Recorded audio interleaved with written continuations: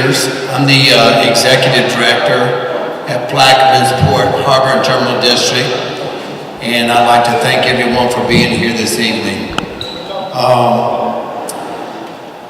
About 4 years ago, I was at a port meeting, and a fellow came up and he was going to talk about this new methanol plant that they were going to put in. And I looked at him and said, "Who are you?" I didn't know y'all were coming here. And it didn't go well. It didn't go well at all. And so I reached out, or Dwayne DeClos is the attorney for CCI, and we got together and I said, you know, you have a great story. It's a great thing. It's going to bring great jobs, and it's safe. I said, but there's a way to deliver this and get the folks input into it so they can have a say in how we put this together.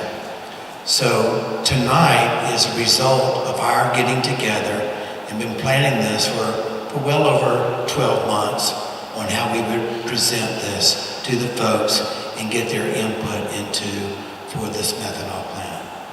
I'm going to turn this over to John Barthélemy, who is the District 1 Councilman. But once again, I welcome y'all here tonight.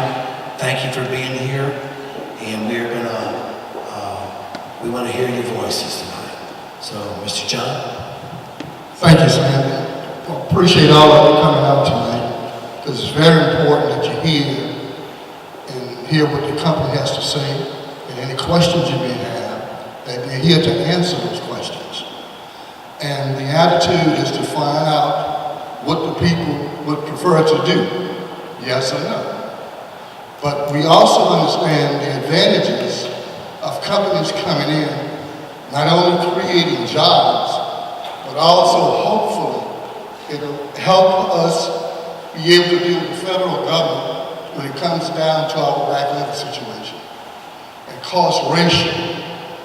The more economic values, the more homes we build, the more industry we have, the more opportunity and the quicker we can get this thing up to the 100-year protection levy system on the East Bank of the river. Now, but we are not to say that we need to agree for anything. I'm not saying that. I'm just saying what it could do. If it doesn't meet your satisfaction, or you have any idea that's not in the best interest, then you say so.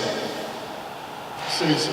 Because at the end of the day, when it's all said and done, I yield to the people. This is my job, to yield to the people. My people may support something, but you may disagree. But at the end of the day, it's the majority of the people who I represent make the determination and justification for my actions. Okay? Again, I want to thank John for coming as a part of the company. We had several conversations. Like the first time, we had about 3 different conversations. And he assured me that the jobs will be marketed for the people on the East Bank. And I said, well, they said that before. We didn't happen. But with the promise that they have made commitment with NUNAS to have the co-op already set up by the time this thing gets rolling, to have our people enrolled in the school program, to teach them, to get them certified for the technical positions. Not just labor, we're talking about technical positions that's going to be here for years to come. And there's no better way of guaranteeing that than they haven't done before it goes into operation. And that means the people on the East Bank do have first preference. That was said. Not heard, but that was said to me. And I kind of demand that we have some input into that. Now, the construction of it, we have a whole lot of folks, a whole lot of people. We can't provide all those people. So they will come in from different areas to do the construction on the facility, to build this facility. And hopefully they would be able to employ some people as well. Now, the only difference is subcontractors mainly have their own personnel that follows them in and out to tri-state, bi-state, new state, countries, wherever they go. They have people that's committed to those companies. But we still encourage them, whenever the opportunity presents itself, to make sure that they give our people first shot, whenever possible, for all the jobs. With that said, this is where I'm at, and office down the highway, you know where I'll be at. And Urban True and a couple other fellas in, Mr. Mark, up over there, keep me busy. And I appreciate very much the conversation we've had over the years, and about this particular company coming in as well. And I tell you that there are a lot of positive comments made on it. A lot of positive comments. But the thing is now for us to understand, for you to get the understanding what is going to be constructed and what's going to be here and what are the pros and cons of this facility. With that said, I want to thank you for being here again, and I'll turn it over to John. Thank you very much, Councilman Bartholomew. Thank you very much, Director Sanders. You've been good friends to Castleton Commodities over the years, and I want to thank you for that support that you've provided to us. On behalf of Castleton Commodities, welcome to tonight's Town Hall meeting. My name is Dwayne Duclos, and I'm here to introduce an exciting project, a state-of-the-art methanol facility that we propose to construct on our Port Nickel property, right down Highway 39. First of all, if I may, I'm going to tell you a little bit about Castleton Commodities, for those of you who are familiar with us. Castleton Commodities, we're an international energy commodity trading operation. We both deal in energy commodities such as natural gas, oil, distillates. We also invest in projects that are associated to those particular commodities. Some of you may know of the operations that we have down at the old AMAX facility right now. We are operating an industrial metal storage facility. We've been there for about 4 years, and we believe it's been a great success for us, and we hope that we've been a contributor to the community. Also, in addition to the AMAX facility, I'd like to let you know that CCI, Castleton Commodities, through its predecessor company, Louis Dreyfus Energy, has a long history in South Louisiana. We've been involved in projects as far north as Sorrento. We've been involved in a facility in Norco. We've had a facility in Geismar. We've had a facility in Chalmette. Now, we no longer own or operate those facilities. The only presence that we have is down here in Plaquemines Parish. But I just wanted to let you know that this community, this area of the country, South Louisiana, is not foreign to us. We're very familiar with the people. I personally am very familiar. I was born and raised in New Orleans, Louisiana. So this isn't foreign territory for me. I understand many of the challenges that you face. I understand the hopes that you have. I'm just one of you. I'd like you to believe that. Tonight, we're here to present to the community our proposal for a new state-of-the-art methanol facility.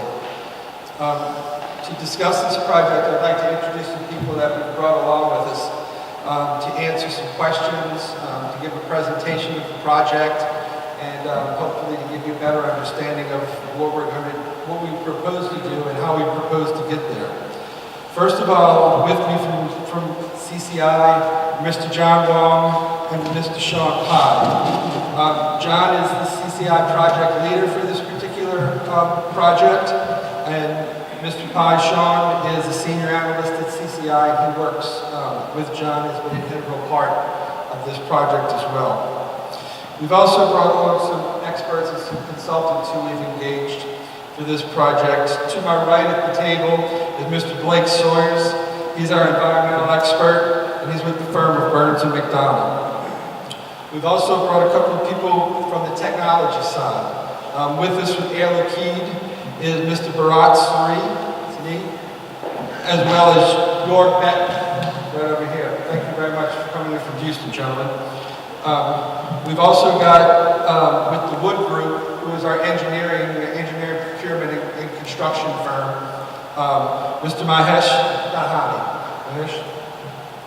Also joining us tonight is Mr. Jay Labrano. Jay is our local counsel, and Jay has been instrumental in helping me as I help all the people up here to navigate many of the requirements, of the legal requirements, the societal issues, the people we need to reach out to.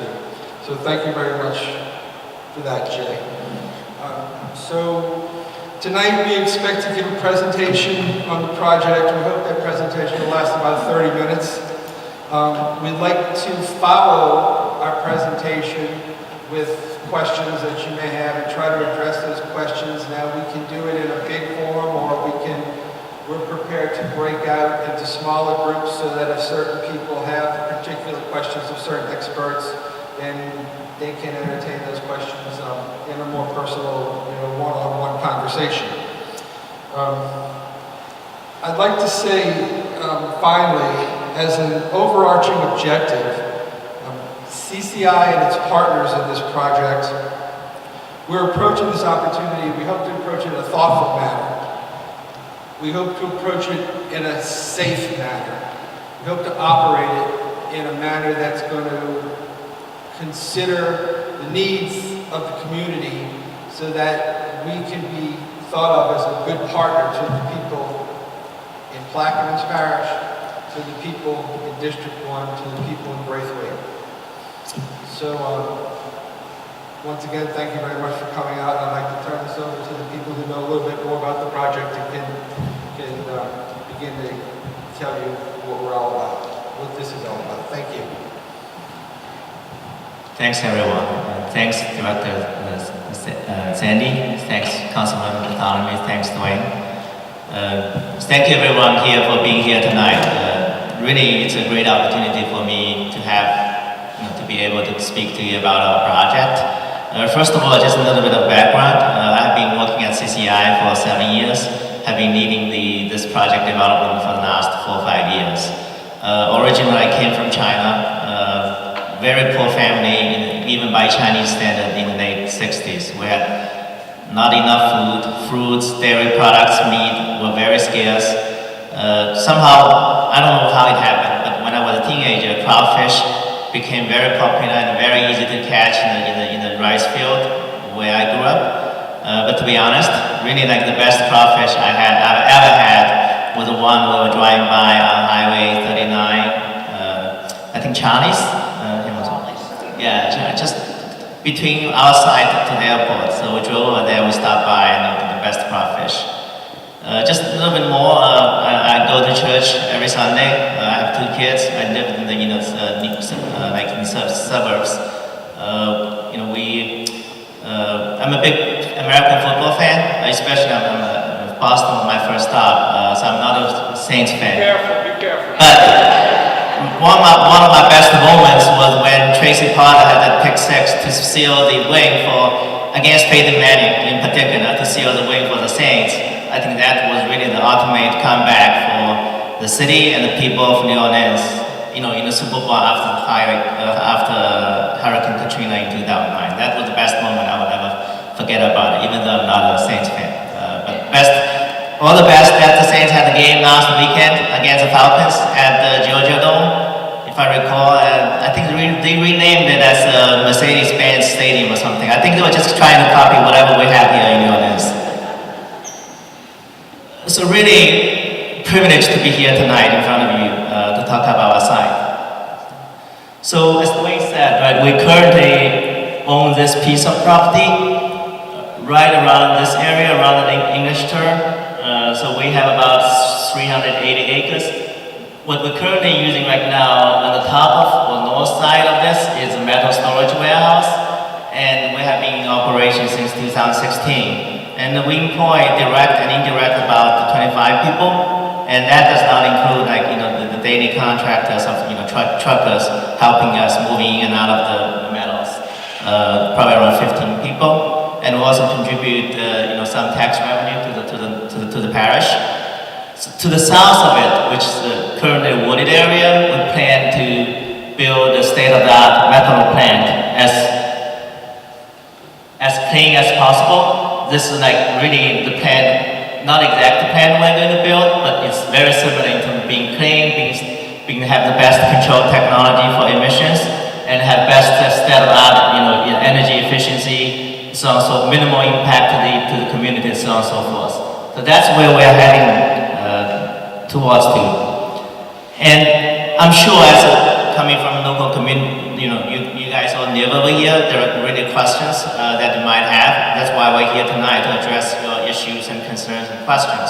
But I'm trying to summarize over here really probably two categories of things that we would worry about. One is the emission environmental impact that this project could bring. This is I think the cleanest process or chemical process you will ever find in terms of compared to other power plants or refineries. On the other hand, this is over $1 billion, 1.2 and up capital expenditure project. What economic benefit could this bring to the local community, especially for people who want in the workforce? So I try to summarize over here. First of all, on the environmental side, I think methanol is really it's one kind of alcohol. It's clean. It's used most predominantly as alternative fuel or petrochemical feedstock, and it's really widely used. All the downstream the derivative products that methanol could make is just household items that we use every day: plastics, polymers, paints, stuff like that. It's everywhere in your household. In my household.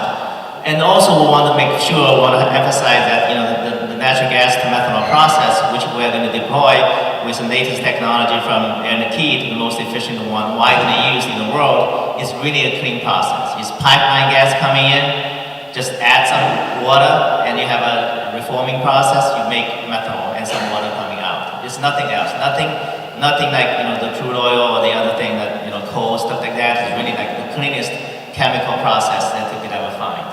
And lastly, what we want to emphasize, we'll go in details in the chart later on, is that we have been working with our engineering companies, Wood and Air Liquide in particular, so that we could design the plant in a way that has a minimal impact to the community. We strive to do that, and we'll continue to do that. So on the economic side, I think a couple of things I just want to highlight. This is all from industry leading group, Methanol Institute. They've studied many methanol plants globally and in the States, based on a size typically 5,000 ton a day plant.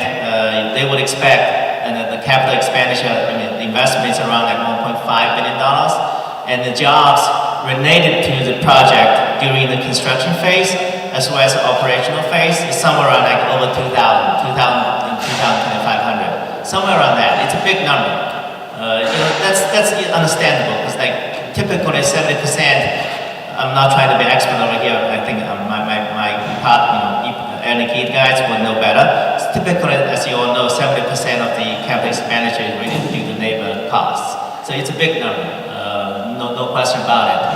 And the other thing is that we'll have, as Councilman Bartholomew said, with $1 billion plans over here, it will help to get federal help on the back levy and stuff like that. I think that's the thing we really want to, by starting this plan over here, there'll be more to come, so that really we'll get on the radar screen of the federal government. And last but not least is that tax revenues. I know at least we have tens of millions of dollars contributing to the local, to the parish and the community in terms of the property tax and income tax and things like that. So the next couple of charts, I just want to go through, what sort of fundamentals, basics about methanol, to try to so that everybody on the same page, what it is, what it's made for, how we produce that, what's the typical thing that we use for methanol. So really, like it's methanol, as I said, it's clear, colorless liquid. It's just like alcohol, another kind of alcohol. People used to call methanol wood alcohol. Essentially that's how it used to be produced. And right now it can be made a variety of ways, but predominantly either from coal to methanol or from natural gas to methanol, pipeline quality natural gas to methanol. And it is harmful if you swallow or inhale it directly, large quantity, but don't swallow it. It is dangerous. And it is flammable as is any other petrochemical product. However, if it's mixed with water or gasoline, it's directly mixed well. Actually, one of the increasing use of methanol is blending with gasoline so that the engine would burn better, more efficiently. So I think that's all very, very, very helpful. And what is useful? Typically, it's just the equivalent. It's increasingly become more and more of a substitute for crude oil and coal to be an intermediate petrochemical feedstock to make further downstream products in polymers, in plastics, in paints. So that's really like one of the leading increasing consumption for methanol.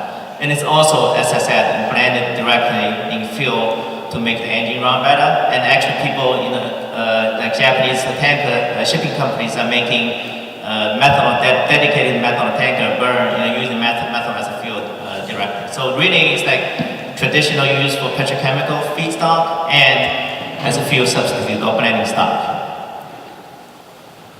So this chart I won't go through in detail. We have a poster over there. Basically talks about downstream polymers, plastics, and paints that we use really like everywhere in our house, from our car, from our carpet, from our bed, and mattress, so on and so forth. Everything that you can think of we can make with methanol. It's everywhere in our daily life. So we know methanol is quite useful, and we just want to go through a little bit in this chart to show that how methanol is made and what the process looks like, just at a high level. And I'm sure that if you have detailed questions, our technology company partner and Nikit will be able to address that. Really, two predominant methods of making methanol. One is from coal. Most of the coal to methanol equipment are in China. It's probably about like 25% of the global manufacturing capacity. It's very dirty because you have the coal itself is dirty, and you have made coal into slurry, and you have made syngas. It's just a very dirty process. It consumes a lot of water and it has a lot of CO2 greenhouse gas emissions. And the other one is natural gas to methanol technology, which our plant is going to use with the latest technology from Nikit. And that is the first plant was built in the early 1980s. All the technology was proven. Most of the, I think about 75% of the global methanol producing facility is natural gas. So it's everywhere from Middle East, from the US, and in Canada, like there are a couple plants here in Louisiana. The Geismar plant, Methanex uses, relocated from Chile, and the YCI plant, which is in St. James Parish, pretty close by the natural gas to methanol plant. And the good thing about natural gas to methanol is that it's really clean. As I said, it's a pipeline gas coming in with water. You heat it. You have a process to turn it to syngas, and then you reform it into methanol. It's a very clean product. There's no really byproduct like bad stuff. So in terms of a little bit more detail, like we have this at the high level, 4-step process. The stage 1 is that pipeline gas coming in, you got to remove, even though it's very clean already with very little sulfur content, but there's a removal process to remove that sulfur content, to absorb it so that you don't have that rotten egg smell that you could see or smell not with refineries. And stage 2 is really like you transform the gas into gas form using heat and pressure. And the third is what we call the syngas synthesizing process. You just with more combined with water to create the syngas. And last is a chemical reaction process, syngas and water all together turning to methanol. This, to be honest, is as far as I could handle over now. The more technical questions, we have energy team to help me over here.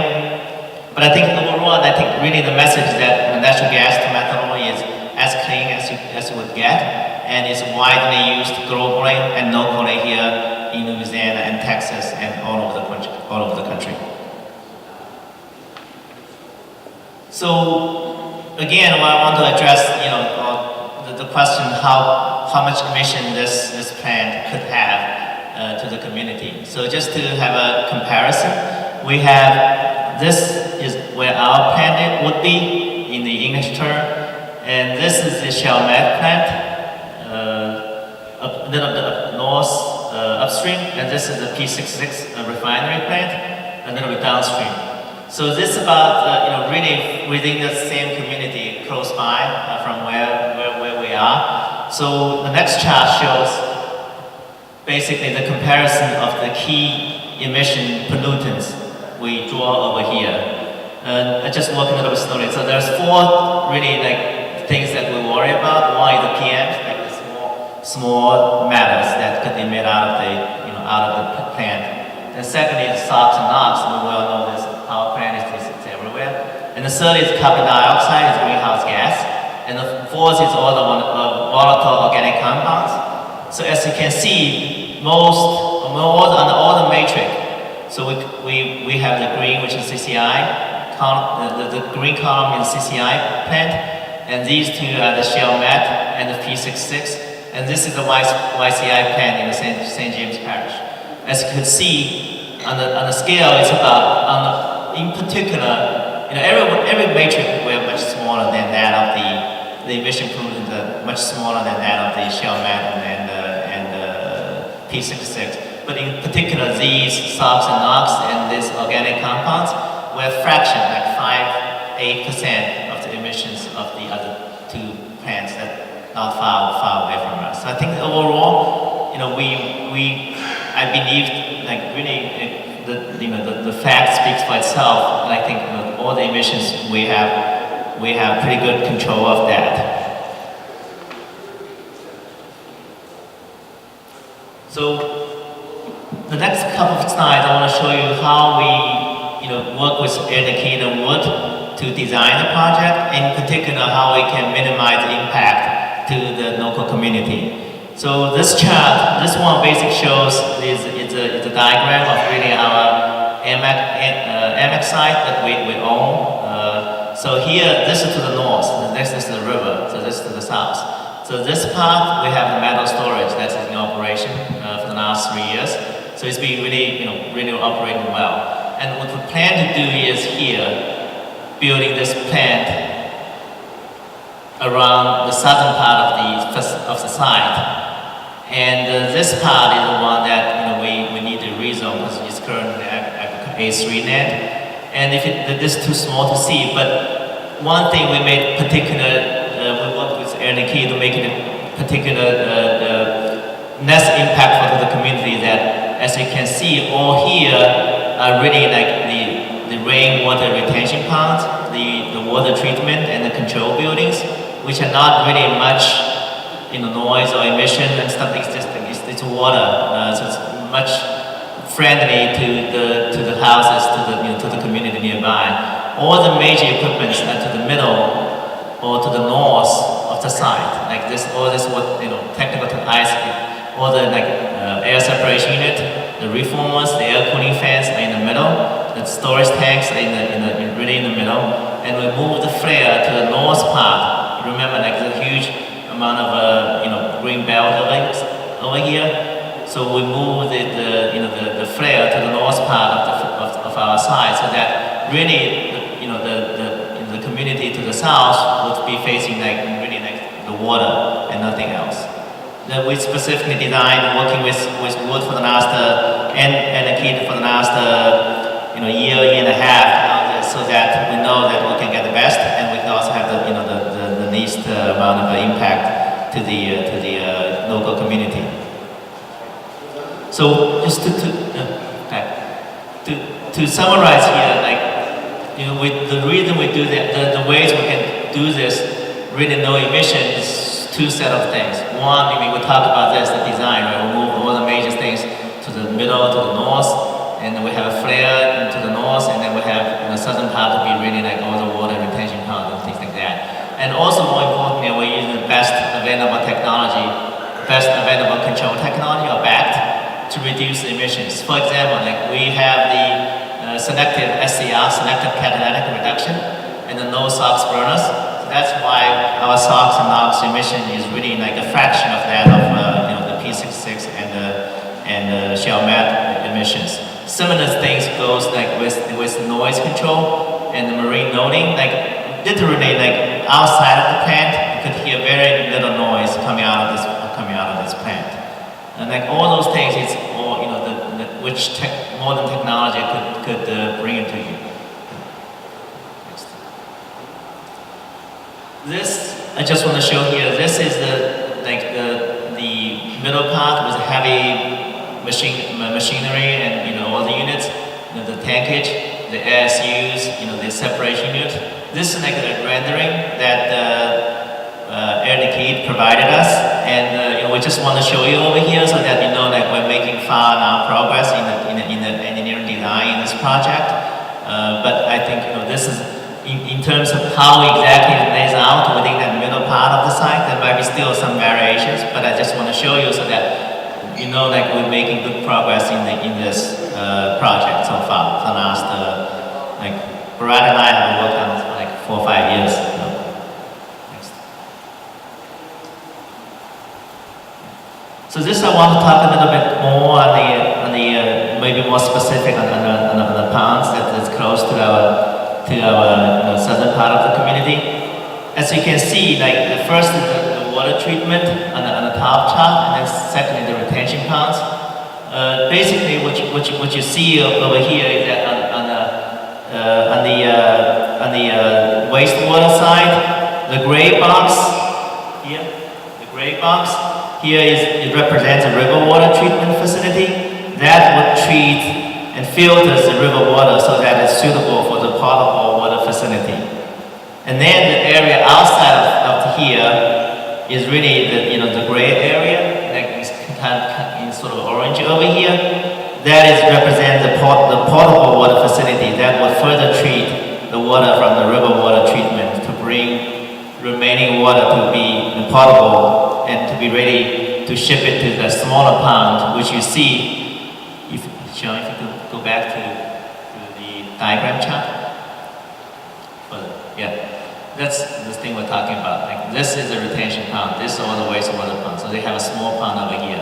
So really, like this is for like really storing the rainwater that is pretty clean, and this is for before we do the test and making sure it's as clean as it gets, meet all the environmental standard to make sure before it can be discharged to the to the water and other system. Okay.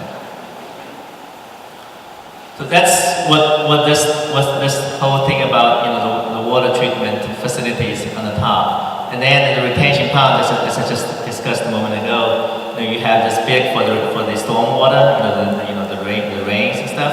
And this is the testing water. And the testing water meets, in theory, it's like the potable standard, that drinkable, but I don't think. But at least we're making sure this is as clean as it gets before it can be discharged to the environment. So that's really, I want to go as much as on the engineering and the design side.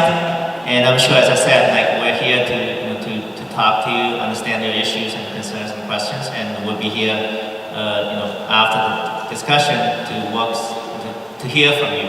Every one of you will be here. Last but not least, I want to talk about two things. One is that the economic impact, and the other is that sort of how we think about execution and community reach. So in terms of economic impact, and again, this is the numbers from the leading methanol industry group, the Methanol Institute. They've done so many studies of a typical methanol plant in the U.S. and everywhere. And typically it costs about $1.5 billion to build a plant, and it generates roughly 1.7 million tons of methanol every year. And I think we just want to be as factual as we can. We want to be control the capital cost to be around somewhere around 1.2 billion. And we're consuming pipeline gas. We're going to need to build from the Solnet pipeline, the natural pipeline to our site, about 8 miles.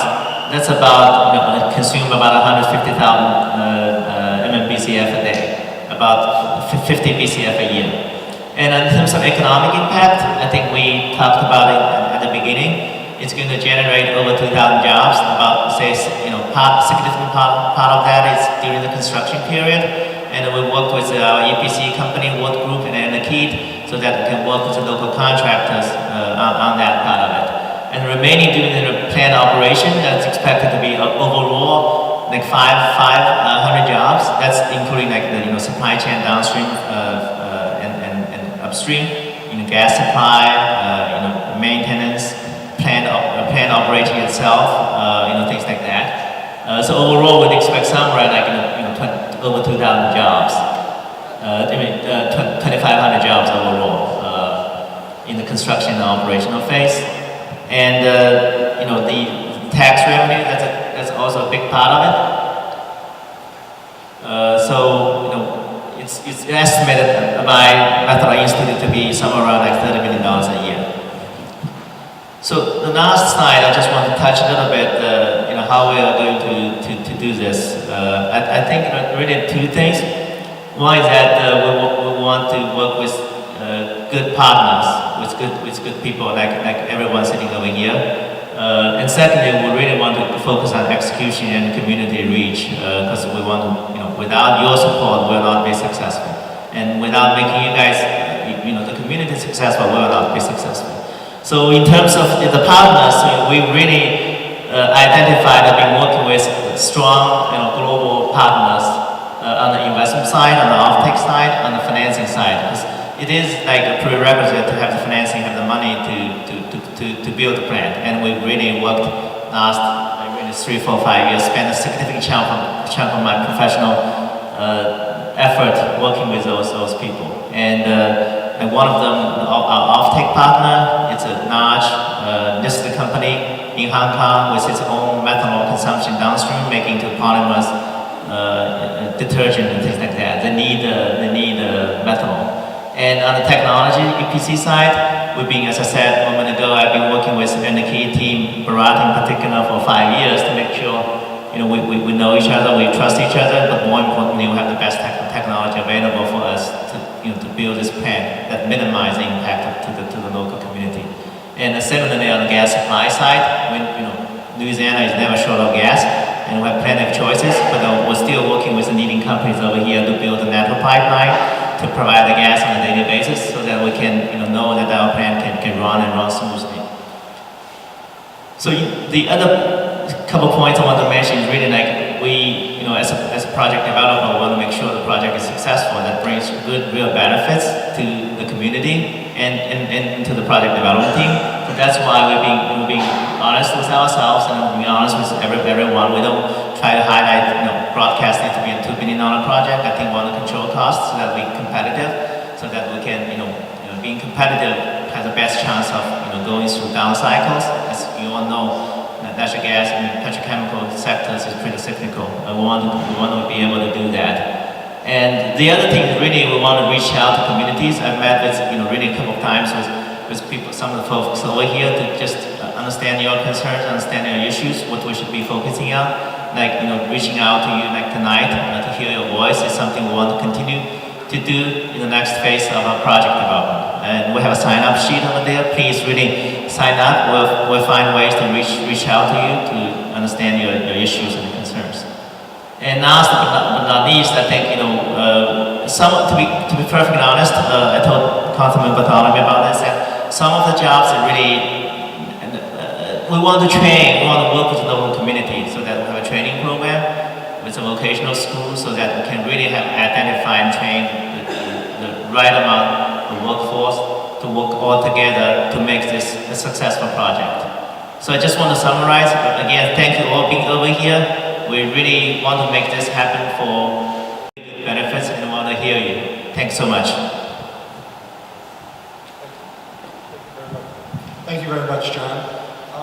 think we'd like to open this up for a little Q&A if we could, but in order to do that, I'd like to ask the people that are on our expert team, whether it's George or Sari or Murad, to come on up so that the people who have any questions, you'll be up here and be able to hear those questions if you would, as well as Blake also. Thank you.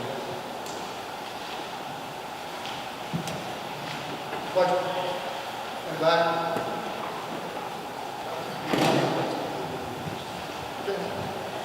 Infrastructure.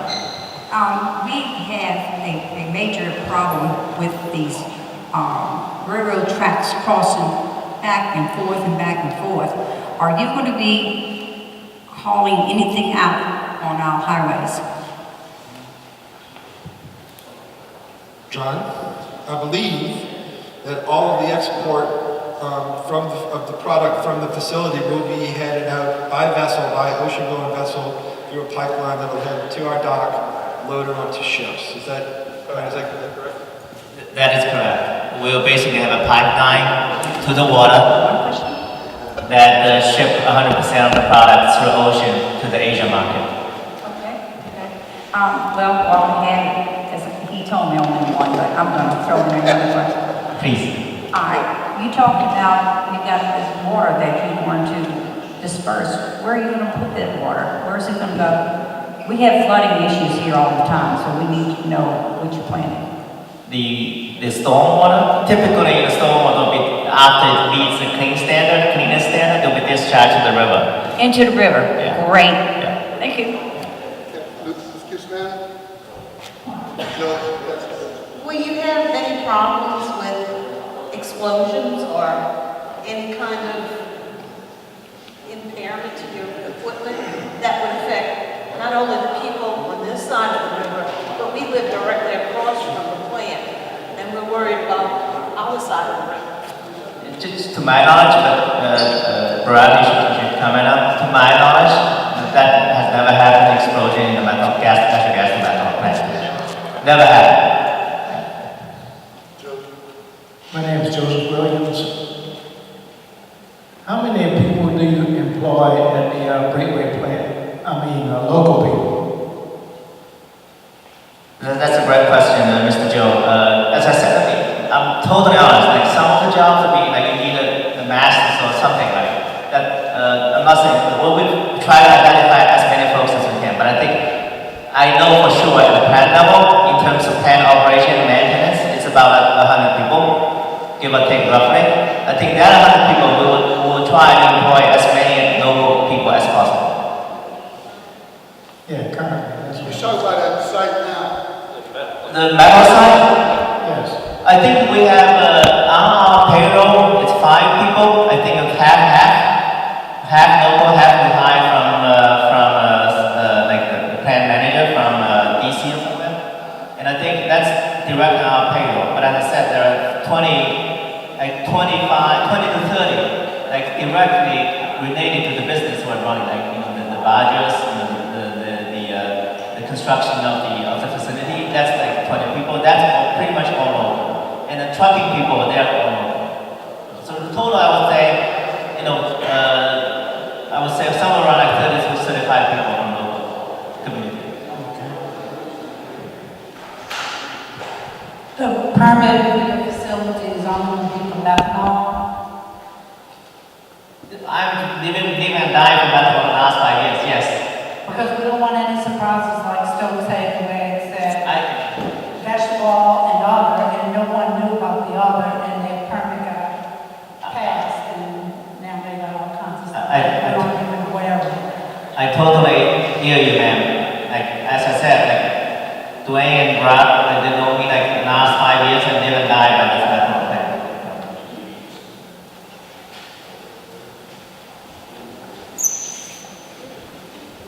That's all the gray hair things.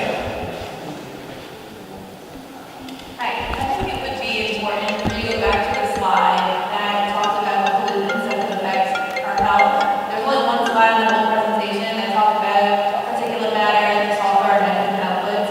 This slide is very important to the public's health, and I think it would be beneficial for you to explain to them what particulate matter is and what VOCs are. That, great. You help me over here? Thank you very much. Yes, so particulate matter is in very small particles of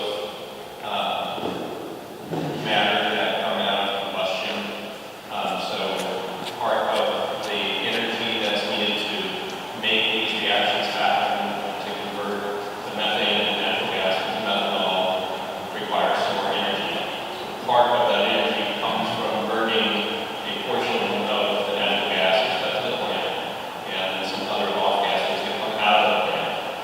So the cleanest kind of combustion that is available, because you could burn a liquid fuel or you could burn coal or some other solid fuel, but burning clean gas fuels like this produce the lowest amount of particulate matter that is available for any fuel that can be burned.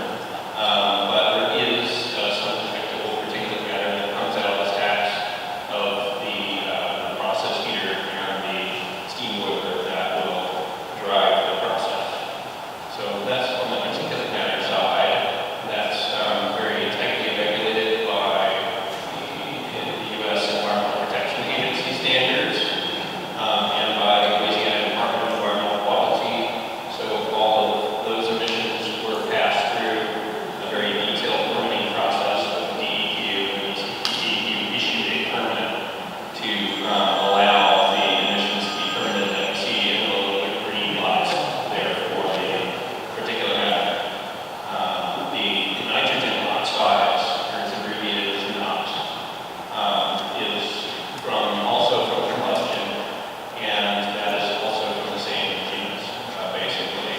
So NOx forms because of the heat, very high temperatures inside the combustion units that generate that energy that's necessary to drive the process. So some of the nitrogen in the free air that's supporting that combustion combines with the oxygen and forms NOx. Also highly regulated by the EPA rules and regulated by the DEQ through that permitting process that the project went through. So that's kind of the technical side of those. And again, on the control side, particulate matter, there's nothing really out there to reduce particulate matter coming from a clean burning gas like this. But the NOx, there are control options out there. And for this project, they agreed with the DEQ that they would install the best available control technology for NOx emissions, which is a selective catalytic reduction that was mentioned before. So that's a catalytic process. It's a little bit like the catalytic converters that we have on your car exhaust to reduce emissions from the combustion that's happening in your car engine. This works a little bit different, and it's for very large combustion units, like this boiler and this process heater. And so there you're injecting some ammonia ahead of the catalyst bed, and the ammonia breaks down the NOx in that catalyst bed and converts it back into its original nitrogen and oxygen state. And then that is emitted. It doesn't eliminate 100% of the NOx, but it's the best available control technology that is out there to reduce the NOx as much as possible. And so that's what the company's installed. If I may add one more point, the numbers we are having here in comparison is the numbers that we cannot exceed through the permit we got from LDEQ. In actual plant operation, I would fully expect with better technology and stuff as technology evolves, the actual emission will be less than what the green columns shows over here. Just that's one more point I want to add. Okay, so those are max values? That's what I'm sorry. those are max values? This is a max value there. And the other ones, the YCI, you also have it from the permit number. The two plants, the P66 and Shell Data, the actual emission value. So that's why I'm saying that I would fully expect our actual numbers to be lower than that. That's a green cost.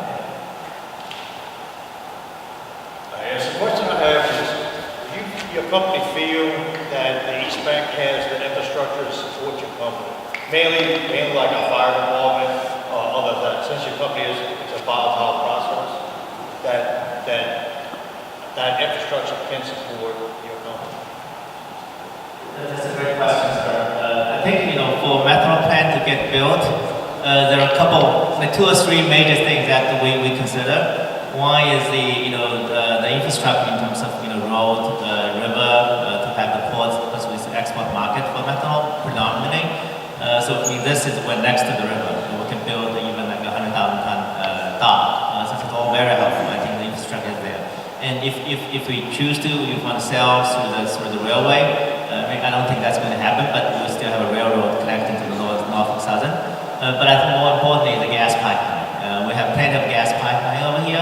3 major interstate pipeline in terms of SONAT, the Gulf South and Texas Eastern, all within 10 to 15 miles around here. That's really like one of the biggest advantages over here. And the other thing is really like the community. I think we know this area pretty well. LDH, the former name of our company, as Tony said at the beginning, has years of operations over here, having the refinery, the cryo plant in Chalmette, and we own this metal storage. We have owned this land for like 8 years, I think. We just try to various forms to develop something, and I think this gas and methanol right now has a great shot in making it happen, and I think it has a great infrastructure to support it. So would you support them building another firehouse on this side of the road? Another what? Firehouse, fire department.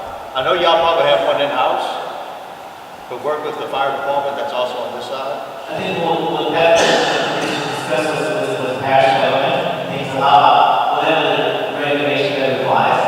We're perfectly happy to discuss to make it, first of all, satisfying and the regulation secondly, for the project itself, make sure the project is safe under the code and make sure the project is safe, satisfy all the insurance requirements. I can question for the fire. Plant Parish Development Council has denied to build a firehouse in Woodford, which Plant Parish passed a tax for to improve the quality of firefighting. And Woodford itself is going to be a new facility. We even had the Board of Health to do the city on Woodford, which is condemned. The firehouse is condemned. So it's not there, the money was there, but the council denied to build it. So what I'm saying, we need to get people together, put pressure on the council to build it, because the taxes passed to do it, and there's no reason why it shouldn't have been done. In case in point, they're building a new firehouse between Wood Road and what that road, right down the street. Anyway, it's within 10 miles, but yet they have a 10-mile radius, and they still haven't done this. So I'm just saying it's an issue that I know that we need to be taken care of. So we will need some help from the people to make this happen. I'm sorry. Yeah, I got two questions. The first one is, you're going to employ 2,000 people here for the construction side of it. We've got 220 roads going in and out of this place, and there's only one opening through the gray wall that everybody knows here. How do we plan on, and there is no infrastructure to support 2,000 people anywhere closer to the Chalmette, and that's going to create a traffic jam that this place has never seen before in the mornings and at night. And we have 2 ferries, one ferry on one. Just to help out that a little bit, though, when they built the prison and the school, we probably had that amount of contractors coming down here too. So, I mean, they can support it. Sheriff's office can handle it.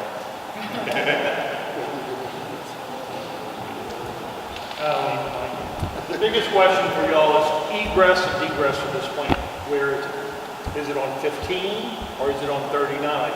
Coming in and out the plant. If you come in and out the plant by the ferry, 2,000 employees won't work. Okay, plain and simple, it will not work. You're going to have to make all your egress and egress trucks, everything come off at 39 into the back of the facility. There's no way that y'all can take that traffic by the ferry lane. And the second thing is, will your company help support our ferry system to keep it up and running to where it won't be a 3-hour cross for us, that we live here? Pay the parish to run both the ferries in the busy hours or whatever it is during your construction stage to make sure that we're not swamped. Because I live over here, okay, we could spend 3 hours waiting on that ferry. We drive to New Orleans and come back. My son and daughter live on the other side of the river, and I drive all the way to New Orleans to go see them because of that ferry. Okay? Yeah, well, I'm but if your company will, will step forward and say, look, we're going to keep these ferries running and we're going to do whatever it takes, because you're going to have probably 30% to 40% of your employees crossing that ferry every day. And that ferry can't handle that traffic. We can't handle the traffic we have now when it's a small one. As the attorney for my clients up here, I can't let them commit to building you a bridge, man. I'm sorry, but what I can tell you is that to the extent that we can work together with the council, with Councilman Bartholomew, and we can bring the resources that we have to convince, whether it be the Corps of Engineers, to reconsider the back levy, or whether it can be the state, the forces that be within the state to make a case for the upgrades or the repairs or whatever needs to be done. I can make that commitment to you that we would work with you and work hand in hand with the leaders of this parish and of this community. The biggest thing, like I said, is the ferry. Because once you do that, we, the people of the East Bay, we're driving around town. The only thing I can tell you about the ferries right now is I know that from time to time, there have been a couple of storms that have come through that we've allowed our docks to be used in order to moor those ferries until the storm has passed. It's a small gesture, but if it gives you an insight as to what we are willing to do to allow what we have to benefit everyone here. Like I said, it's a small example, See, but it there's is. a few of us in this room that worked at Apex. Okay? Yes. And so we remember how the ferry situation was then. We would park on the other side and walk on the ferry and come to work. I think what you're also going to find is as economic development grows, the need for services is going to grow. And that's when the city planners, the parish, That's going to force our parish leadership to provide those services. It had more to it. Well, we're living in Blackness Parish, where you make more money than our parish government. Well, but let me say that this plant's going to throw off a tremendous amount of ad valorem taxes. And those taxes spent wisely are going to put services back where they need to be. And that's going to be the push for that back levy. Population is not going to push that back levy. It's going to be the development in the money. You're right. And so smart leadership is going to have to supply that. Yes, ma'am. After the plant is built, and you've already done the 2,000 employees, how many will you need to keep the plant operating? Very good question. I just want, even though my attorney says I couldn't say anything about the bridge, but I just want to add one more point to that. It's in the best interest of us to make sure we have infrastructure over there to work with the local community, local government. Because otherwise, if all the construction works have delayed throughout the day, it will be huge cost. We've talked to Wood about it in a little bit, but to be honest, we don't have the full solution to that. But just trust me, it's in the same economic interest for the project developer to make sure it happens smoothly, not only for us, but also for the community. That's the one I can assure you. So to your question, I think never about even the construction, it's about 2,000 on the construction side, and it's about right around 500, OE, upstream, downstream, supporting, about 500 jobs. On the plant side, I know it's about 100, roughly, give or take. Will they eat at the plant, or will they bring their lunches?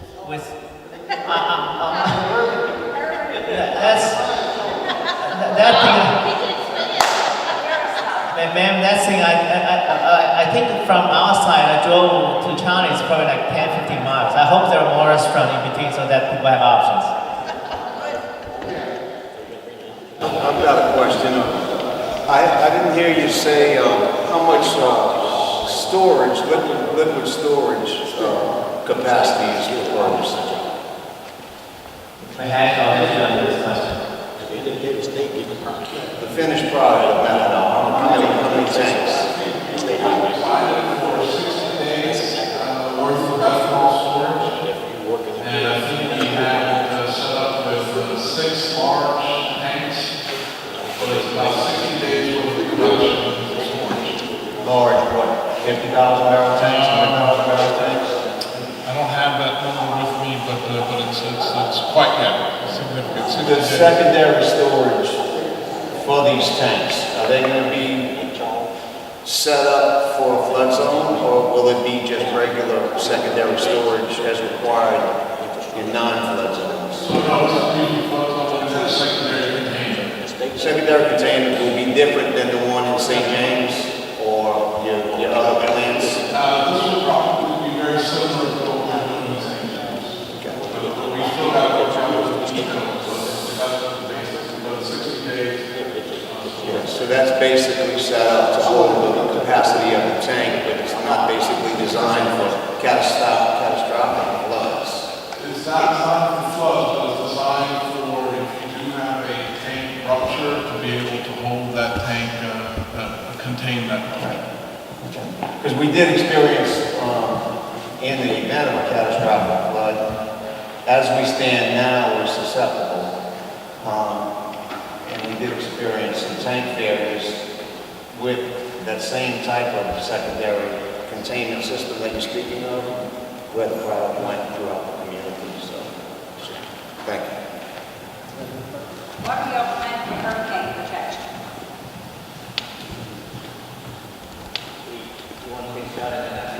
Yeah, we're designing it based on the hurricane codes here, so it's whatever the environmental requirements are. But I don't know the specifics of that, but it's whatever allows, by regulations based on the seismic zone, the hurricane zone, and what categories. So you're not building a levee around the facility? There will be some protection around the facility. It all depends on what's going to be required for permits. There will be some sort of barrier. If I add one more point, ma'am, is that two things. One is that we want to make sure what we do over here meets all the requirements by the state and local government. But I think more importantly, it meets what our commitment to the community and the commitment to the investors. Like if we need insurance, we need to do certain things, we'll have to do that. And that's, again, as I said, it's the best economic. And the interest we have in making sure this plant runs smoothly, runs efficiently, is exactly coincides with the interest of the community to keep the plant running well, to keep it going well, so that everybody benefits. That's, I think, really has been what I believe the best way to make this a successful project. Yes, sir. I got a question, but kind of talk about what Dave touched on. Have y'all even applied for the state permit for the traffic that y'all want to accommodate on these roads coming in and out of the parish? We've not applied for it.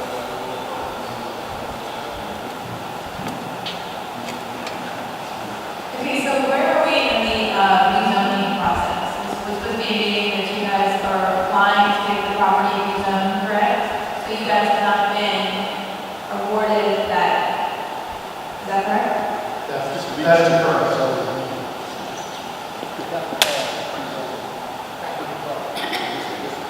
Okay, and then I have another question. So a lot of our refineries in Pennsylvania, Louisiana are tax exempt or they pay their tax cuts as being part of the community. So my question is, what tax benefits do you receive from these Blackman's Parish?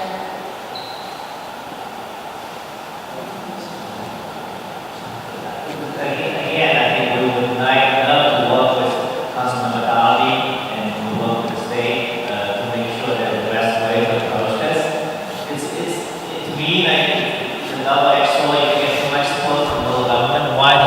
need the support. So I totally understand that. I lived in China, I actually worked in China for 5 years. There's a lot of sort of give and take between project development and the government. We cannot take everything. It's just not the way to do things.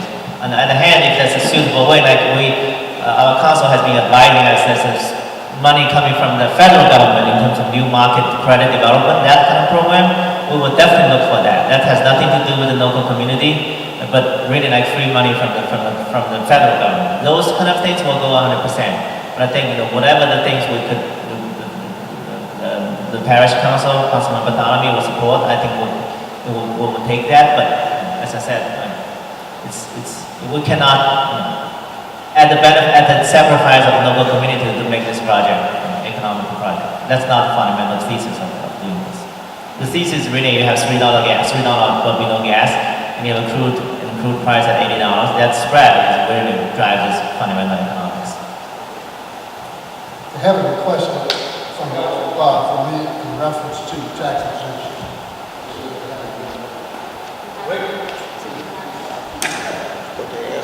Where's the proposed breakdown there?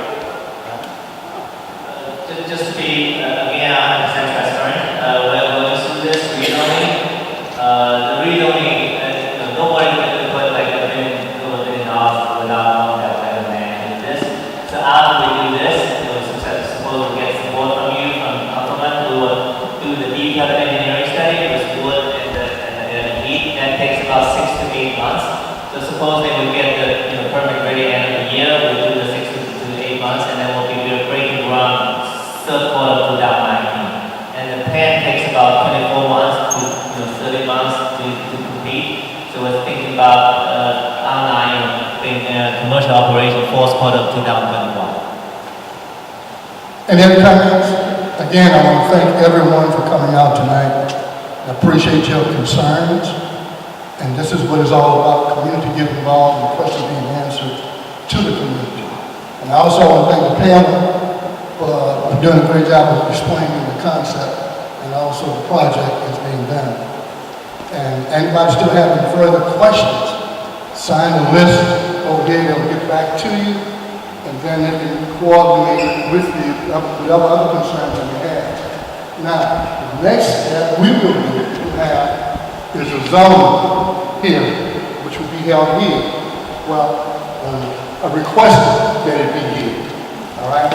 I'll put it to you like that. I request the zoning board to meet here in this auditorium when it comes up to request, for their request for zoning change. Okay, that's the next step as far as the council is concerned. That's going to happen. Now, again, anything is burning that you haven't thought about tonight, hit the name, call and talk to them and ask them about it. That's all I can tell you. I don't have the answers to that. Did you? And again, thank you very much. And most importantly, the attitude was so great and positive.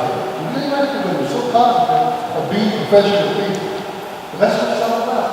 And the question has been answered. So really thank you for that. And it goes a long way representing the people in this community. I assure you, it goes a long way. So thank you. Have a good night. God bless you. And I'll see you when time for the zoning meeting.